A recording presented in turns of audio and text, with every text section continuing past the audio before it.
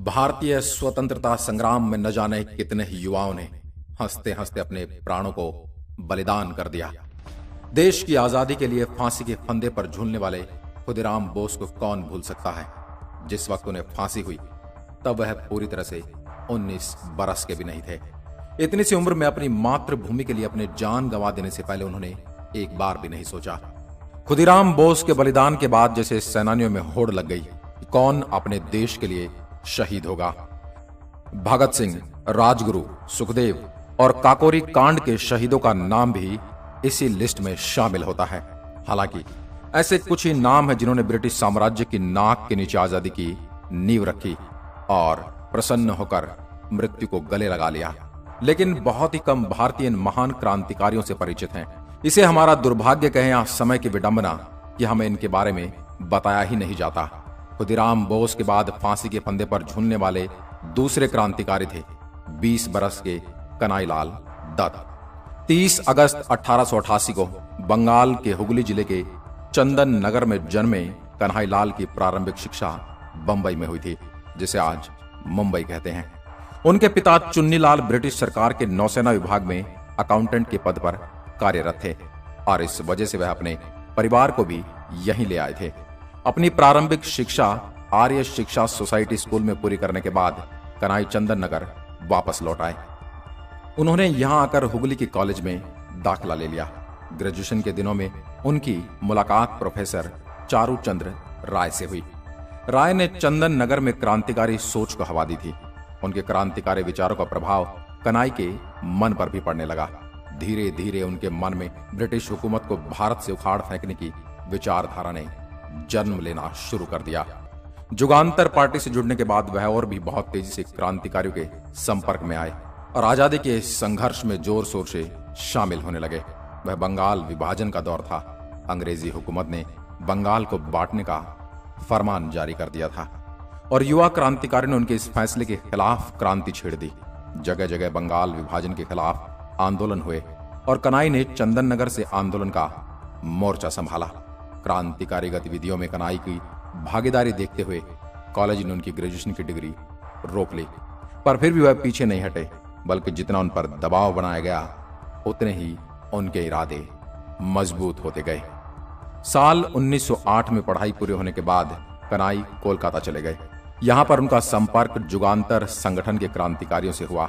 यहां पर बरिंद्र कुमार घोष के घर में रहते थे। इस घर में क्रांतिकारी अपने हथियार और गोला बारूद जमा करके रखते थे। इस बीच 30 अप्रैल 1908 को खुदीराम और उनके साथी प्रफुल्ल चंद्र चाकी ने मुजफ्फरपुर में किंग्स फोर्ड पर बम फेंका। इस घटना ने ब्रिटिश सरकार की नींद उड़ा दी और क्रांतिकारी को गिरफ्तार करने के लिए उनकी धरपकड़ शुरू हो गई। पुलिस को कनाई और उनके मित्रों की गतिविधियों का भी सुराग लग गया।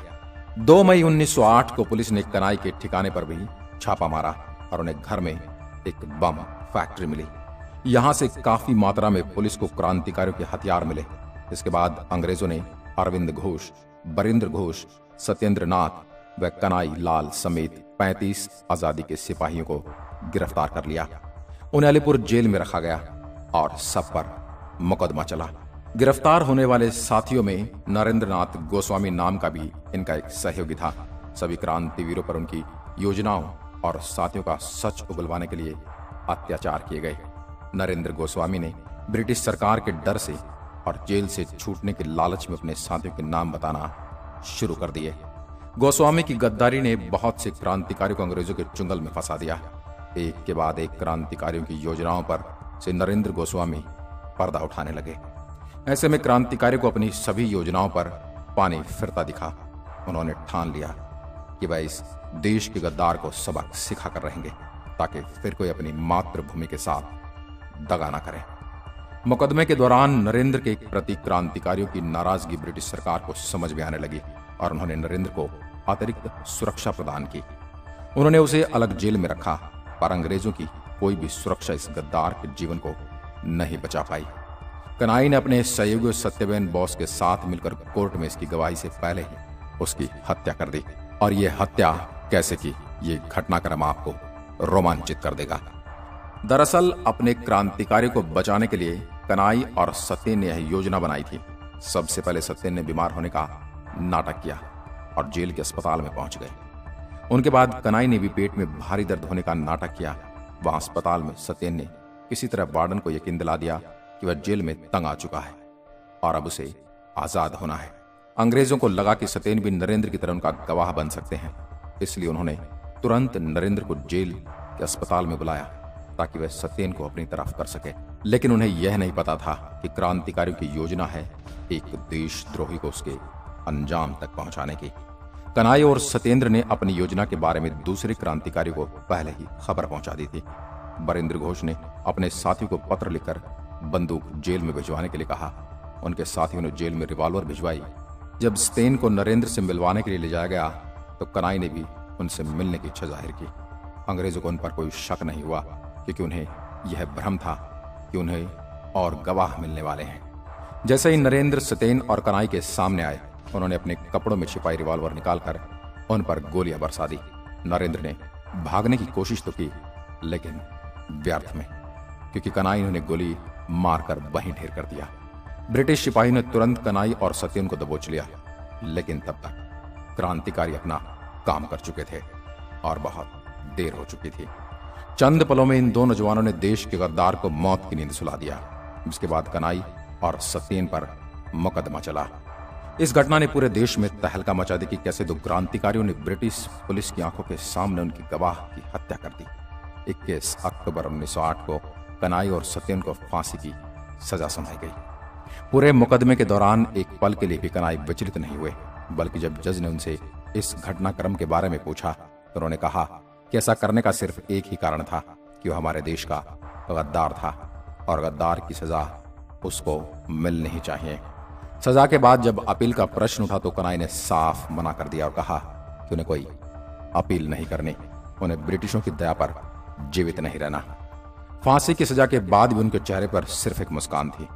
बताया जाता है कि फांसी के एक दिन पहले जब जेल के वार्डन ने कनाई को हंसते हुए देखा तो कहा कि अभी तुम मुस्कुरा रहे, लेकिन कल सुबह यह मुस्कान तुम्हारे होठों से गायब हो जाएगी, क्योंकि तब तुम्हें फांसी के लिए ले जाया जाएगा।